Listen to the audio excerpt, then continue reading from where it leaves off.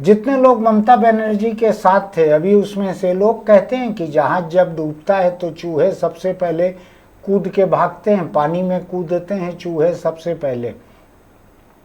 मैं बुरा नहीं मानता, चूहे को भी अपनी जिंदगी बचाने का हक है। वो क्या जहाज के साथ डूब जाए चूहा?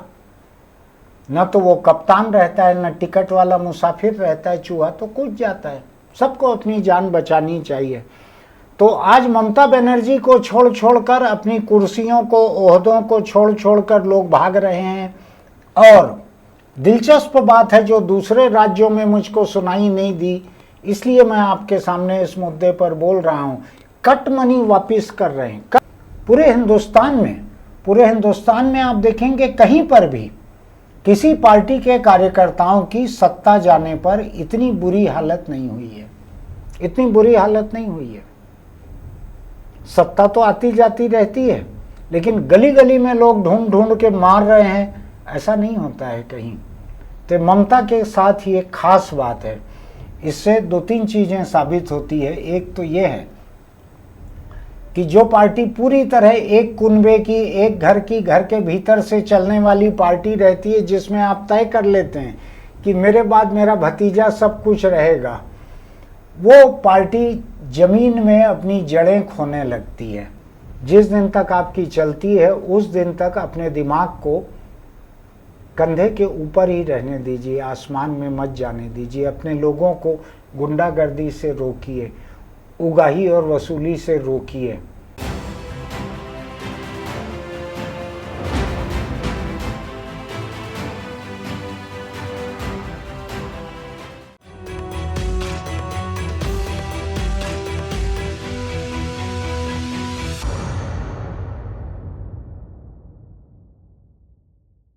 नमस्कार, मैं छत्तीसगढ़ अखबार के YouTube चैनल इंडिया आजकल के स्टूडियो से सुनील कुमार।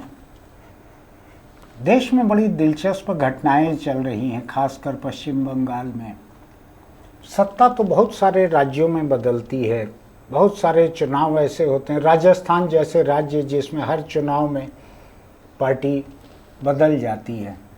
बंगाल में ममता बनर्जी 3 बार से मुख्यमंत्री रही। उनके पहले 33 साल शायद वाम मोर्चे की सरकार, 33 साल वाम मोर्चे की सरकार रही। उसके पहले बहुत समय तक कांग्रेस की भी सरकार रही। अगर मुझको ठीक से याद है तो इमरजेंसी के दौर में सिद्धार्थ शंकर रे का नाम आता था। खैर, पुरानी बातों पे क्यों जाएं, ताज़ा घटनाएं इतनी बढ़िया हैं, दिलचस्प हैं सामने। मुझको किसी की मार कुटाई होती है, किसी का मुंह काला करते हैं, सिर मुंडते हैं, जूते की माला पहना के जुलूस निकालते हैं, तो मुझको खराब लगता है। मुझको लगता है कि ऐसी सार्वजनिक सजा देने का हक जनता को नहीं रहना चाहिए। कानून अपने हाथ में किसी को नहीं लेना चाहिए। और अदालत है, अदालत देगी सजा जिसको देनी है। लेकिन कभी कभी ऐसा होता है कि किसी इलाके के लोग जब बहुत ज़्यादा त्रस्त रहते हैं अपने स्थानीय गुंडे से, तो कई जगह ऐसा होता है कि जब गुंडे को पुलिस मारती है तो लोग भी मारते हैं उसको। आज बंगाल में तृणमूल कांग्रेस के जो स्थानीय नेता हैं, वहाँ से लेकर तृणमूल कांग्रेस के ममता के बाद के उनके जो वारिस माने जाते हैं, कुछ भतीजा है उनका शायद अभिषेक बनर्जी, ऐसे कुछ नाम, सांसद भी है। वो अभी गया अपनी कॉन्स्टिट्यूंसी में, तो लोगों ने इतना अंडा फेंका, ऐसे पत्थर फेंके, हेलमेट लगाकर जाना पड़ा। पुलिस किसी तरह से बचा के लेके आई, तो भी लोगों ने कपड़े फाड़े और मारा, झापड़ मारी, कुछ किया। खराब लगता है मुझको, लेकिन पुलिस ने गिरफ्तार भी किया है कुछ लोगों को। तो वहाँ क्यों हो रहा है ऐसा? वहाँ जगह जगह कहीं पार्षद इस्तीफा दे रहे हैं, कहीं कोलकाता के महापौर इस्तीफा दे रहे हैं, कहीं पंचायत प्रतिनिधि इस्तीफा दे रहे हैं, और तृणमूल कांग्रेस से अकेले से इस्तीफा नहीं दे रहे हैं। वो लोग इस्तीफा दे रहे हैं अपने पदों से भी। अभी मैं स्टूडियो आ रहा था तो थोड़ी देर पहले देखा कि एक राज्यसभा सदस्य बड़ा दर्जा होता है, तृणमूल कांग्रेस के एक राज्यसभा सदस्य ने पार्टी और राज्यसभा दोनों से इस्तीफा दे दिया। कहा कि 15 साल की अराजकता अब खत्म हुई है, तृणमूल कांग्रेस की, वो अब रहना नहीं चाहते। मुझको ये समझ नहीं पड़ा कि 15 साल की अराजकता को देखने में, भांपने में और इस्तीफा देने में उनको ममता बनर्जी की बुरी तरह से शिकस्त की जरूरत क्यों पड़ी। 15 साल की अराजकता तो इस चुनाव के पहले भी थी। जितने लोग ममता बनर्जी के साथ थे, अभी उसमें से लोग कहते हैं कि जहाज जब डूबता है तो चूहे सबसे पहले कूद के भागते हैं, पानी में कूदते हैं चूहे सबसे पहले। मैं बुरा नहीं मानता, चूहे को भी अपनी जिंदगी बचाने का हक है। वो क्या जहाज के साथ डूब जाए चूहा? न तो वो कप्तान रहता है, न टिकट वाला मुसाफिर रहता है, चूहा तो कूद जाता है। सबको अपनी जान बचानी चाहिए। तो आज ममता बनर्जी को छोड़ छोड़कर, अपनी कुर्सियों को, ओहदों को छोड़ छोड़कर लोग भाग रहे हैं। और दिलचस्प बात है जो दूसरे राज्यों में मुझको सुनाई नहीं दी, इसलिए मैं आपके सामने इस मुद्दे पर बोल रहा हूं। कट मनी वापिस कर रहे हैं। कट मनी क्या होता है? कट मनी एक किस्म का रंगदारी टैक्स था कि अगर आपको प्रधानमंत्री आवास का पैसा चाहिए तो आप इतनी रिश्वत दो सत्तारूढ़ पार्टी के व्यक्ति को। शौचालय के लिए पैसा चाहिए तो रिश्वत दो। अगर आपको मनरेगा में काम चाहिए तो मजदूरी का इतना हिस्सा दो। ऐसे हर किस्म के सरकारी काम में तृणमूल कांग्रेस के जो स्थानीय नेता थे वो कट मनी वसूलते थे। अब लोग मार रहे हैं। कल ही मैंने एक वीडियो देखा, मुझको खराब लगा। मैं भीड़ की हिंसा के खिलाफ हूँ, क्योंकि भीड़ के पास कोई अदालती अधिकार तो रहते नहीं हैं इस तरह की सजा देने का। लेकिन मैं हक्का बक्का था देखकर कि तृणमूल कांग्रेस का एक नेता, उसके सिर को आड़ा तिरछा अलग अलग जगह से मूंद दिया गया। उसके कमर में रस्सी बांध के खींच के उसको जानवरों की तरह ले जा रहे हैं। कोई ला के जूतों की माला उसके गले में डाल रहे हैं। जगह जगह तृणमूल के लोगों को पीटा जा रहा है। एक कोई वीडियो ऐसा भी आया है जिसमें तृणमूल कांग्रेस का एक नेता एक साड़ी की दुकान, शायद उसकी अपनी है, उसमें साड़ी के गट्ठों के नीचे घुस के छुपा हुआ था, तो उसको वहां से निकाला गया। ये कट मनी ऐसा किसी और प्रदेश में भी आपने सुना है क्या? अभी हाथ जोड़ जोड़ कर कट मनी लौटा रहे हैं लोग। बहुत सारी खबरें आई है अलग अलग जगहों पे, सारी खबरें झूठी नहीं होगी। तो तृणमूल के जो नेता हैं वो कट मनी लौटा रहे हैं जो उन्होंने वसूला था लोगों से। और जब मैंने थोड़ा सा इस बारे में और ढूंढने की कोशिश की तो 2019 का एक समाचार मुझको देखने मिला जिसमें ममता बनर्जी ने सार्वजनिक रूप से अपने पार्टी के लोगों से ये कहा था कि अगर किसी ने कट मनी लिया है तो वो लौटा दे। तो ममता बनर्जी को पता था, लेकिन ममता बनर्जी किस मुंह से कुछ बोलती। ममता बनर्जी के जो बहुत करीबी मंत्री लोग थे, उनके एक मंत्री के किसी की गर्लफ्रेंड के घर में खाली फ्लैट में ऐसा जमीन से लेके छत तक नोटों का ढेर मिला था। अगर मिल जाएगी फोटो आपको दिखा भी देंगे हम। उनके कई मंत्री गिरफ्तार हुए, कोई सीबीआई में, कोई ईडी में, किसी में शिक्षक भर्ती घोटाला हुआ बहुत बड़ा। पूरे 15 साल ममता बनर्जी 3-4 लोगों से लगातार संघर्ष में रही। एक तो बंगाल में जो गवर्नर रहे उनसे उनका झगड़ा चलते रहा ममता बनर्जी का, जो कभी खत्म ही नहीं हुआ। पहले दिन से उन्होंने गवर्नर से, छत्तीसगढ़ी में कहते हैं कंझट करना, तो उन्होंने लड़ना चालू किया। राजभवन से टकराव जो है लगातार चलते रहा उनका। राज्यपाल को नीचा दिखाना, टकराव मोल लेना। दूसरा, हाईकोर्ट से, कलकत्ता हाईकोर्ट से उनका टकराव लगातार चलते रहा। परेशान हो गया हाईकोर्ट कई बार इन्होंने जायज नाजायज तरीके से सार्वजनिक दबाव बनाने की कोशिश की। तीसरा, केंद्र सरकार से ममता बनर्जी का टकराव अंधाधुंध चलते रहा। ईडी के दफ्तर पे अटैक करना, सीबीआई के दफ्तर पे अटैक करना, लगातार सेंट्रल गवर्नमेंट के खिलाफ बयानबाजी करना। केंद्र से कोई आ रहे हैं मंत्री या प्रधानमंत्री या राष्ट्रपति भी, तो उनको अटेंड नहीं करना, प्रोटोकॉल का सम्मान नहीं करना। एक टकराव ममता बनर्जी ने लगातार बना के रखा। अब सवाल ये उठता है कि ममता बनर्जी अगर 500-700 रुपए की सफ़ेद साड़ी पहनती हैं, 100 रुपए की चप्पल पहनती हैं, 500 रुपए का चश्मा लगाती हैं और छोटी गाड़ी में चलती हैं, निजी घर में रहती हैं। तो निजी सादगी को पार्टी की सार्वजनिक दबंगई, वसूली, उगाही, रंगदारी और कट मनी वसूलने को कैसे अनदेखा किया जाए आपकी निजी सादगी को देखकर। निजी सादगी कई नेताओं में रहती है, लेकिन उनकी पार्टी इस तरह से रंगदारी व्यापक स्तर पर वसूले। कई राज्यों में होता है रंगदारी, कहीं ठेकेदारों से वसूलते हैं, कहीं कारखानेदारों से वसूलते हैं, कहीं खदान मालिकों से वसूलते हैं, कई तरह के अलग अलग गुंडागर्दी होती है। लेकिन आम व्यक्ति मनरेगा में काम दिलाने के लिए, शौचालय का पैसा दिलाने के लिए, प्रधानमंत्री आवास का पैसा दिलाने के लिए, इन सब के लिए वसूली हो रही थी, कट मनी लिया जा रहा था। और क्या ममता बनर्जी को ही नहीं पता था?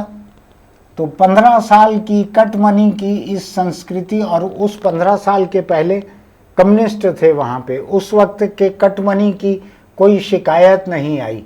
कम्युनिस्ट नेताओं को ममता के नेताओं की तरह दौड़ा दौड़ा कर मारा नहीं गया। मुझको तो कम से कम याद नहीं है किसी कम्युनिस्ट नेता का सिर मूंदा गया हो, जूते की माला पहनाई गई हो।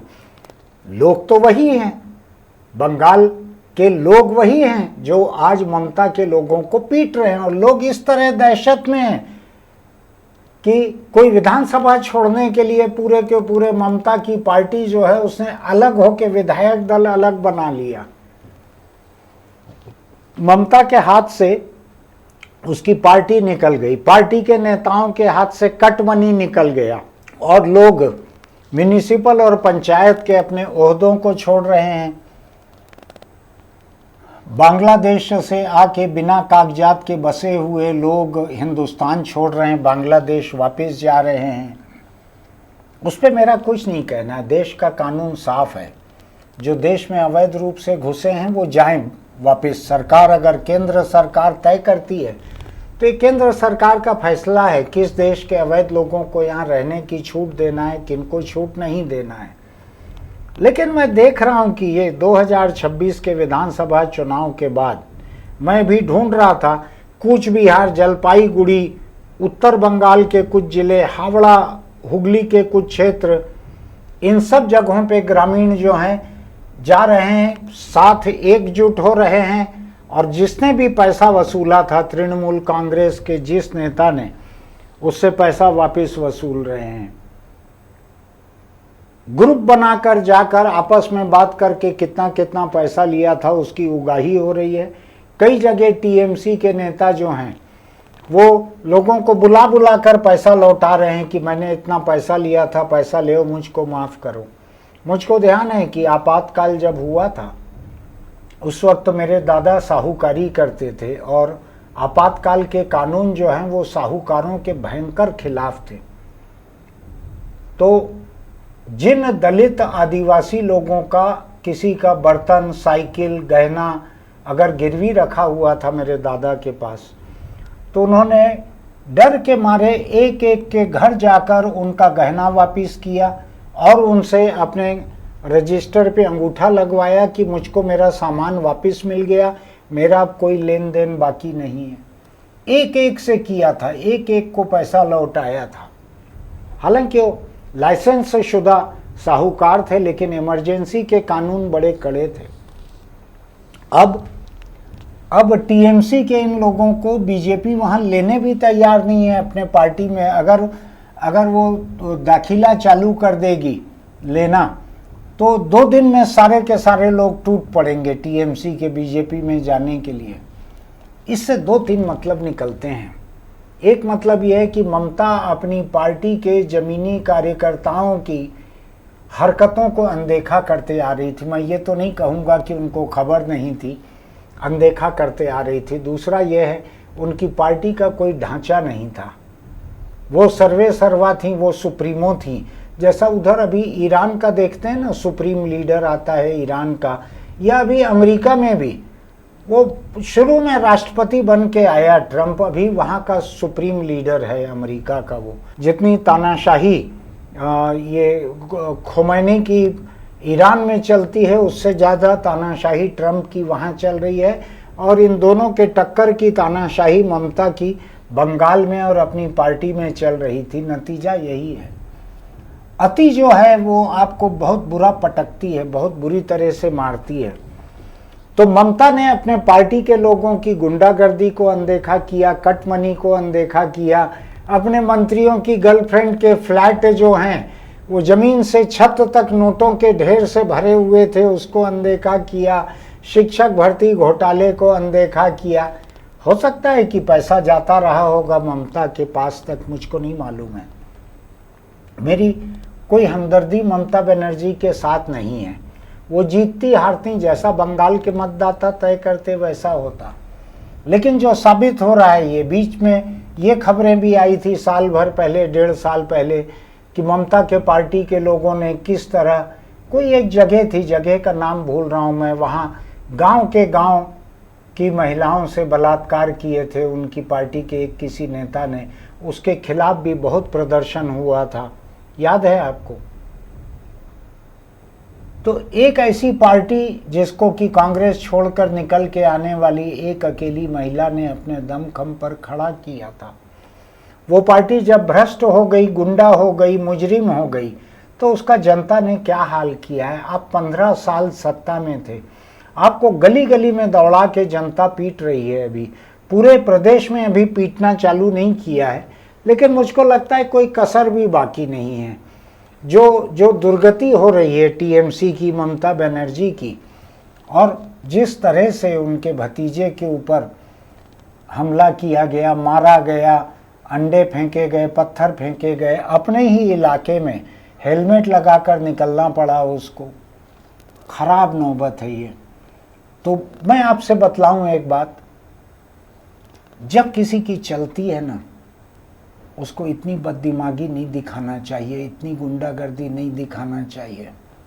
जब किसी की चलती है, अपने पांव जमीन पे रखना चाहिए और सिर को आसमान में बादलों तक नहीं जाने देना चाहिए। वो कुछ लोग कहते हैं ना कि तुमसे पहले जो एक शख्स यहाँ तख्त नशीं था, उसे भी अपने खुदा होने पे इतना ही यकीन था। यानी सत्ता में जो आते हैं उनको ये लगने लगता है कि वही ईश्वर हैं, वही सब कुछ हैं। लेकिन ये तो पब्लिक है, ये सब जानती है।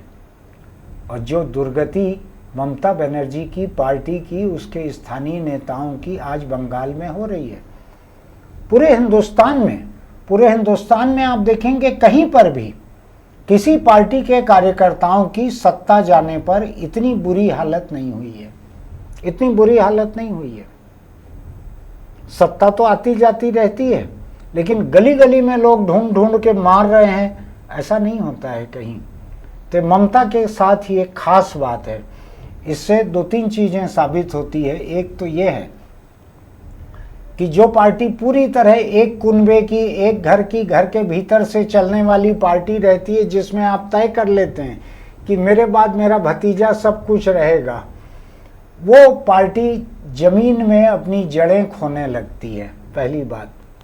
दूसरी बात ये कि आप जब तानाशाह के अंदाज में सब कुछ चलाने लगते हैं, पार्टी को भी, सरकार को भी, प्रदेश को भी। ममता के खिलाफ एक कार्टून बनने पर विश्वविद्यालय के प्रोफेसर को जेल में डाल दिया जाता था।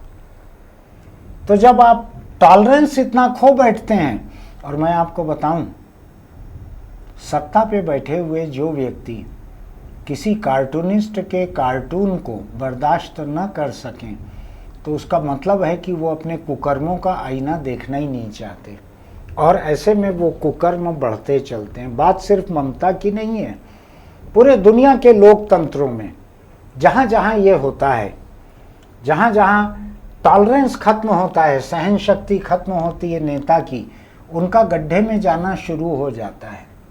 आज ही मैं देख रहा था सुबह, ट्रंप एक किसी टेलीविज़न चैनल की एक पत्रकार, इधर से हिंदुस्तान से तुलना मत कीजिएगा, उधर थोड़ा अलग रिवाज है, वो पत्रकार इतने तीखे सवाल कर रही थी और ट्रंप से बहस के अंदाज में पूछे चले जा रही थी, सवाल और सवाल पे जवाब पे सवाल पूछे जा रही थी। ट्रंप भड़कते चले गया और उस महिला पत्रकार को एक किस्म से गालियां बकते हुए माइक निकाल के फेंका और उठ गया वहां से। अब ट्रंप को उसकी गलती कितने लोग गिनाएंगे? ये तो अमेरिकी मीडिया है जो गिना भी देगा।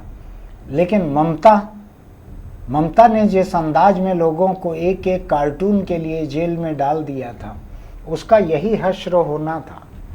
और आज तृणमूल के लोगों को जो गली गली पीटा जा रहा है, मैं सार्वजनिक सजा के खिलाफ हूँ, लेकिन ये बतला रहा है कि देश के किसी भी प्रदेश में जो नहीं हुआ था। और मैं दूसरी बात आपको और बतलाता हूँ कि देश में जितने मुख्यमंत्री हैं, अगर आप निजी जीवन की सादगी देखेंगे तो ममता से ज़्यादा सादगी और गरीबी वाले कोई भी आपको नहीं मिलेंगे। ऐसी महिला जो है, उसकी पार्टी के लोगों ने एक संगठित माफिया बना लिया था। वो जुर्म करते थे, बलात्कार करते थे, उगाही वसूली करते थे, क्या नहीं करते थे।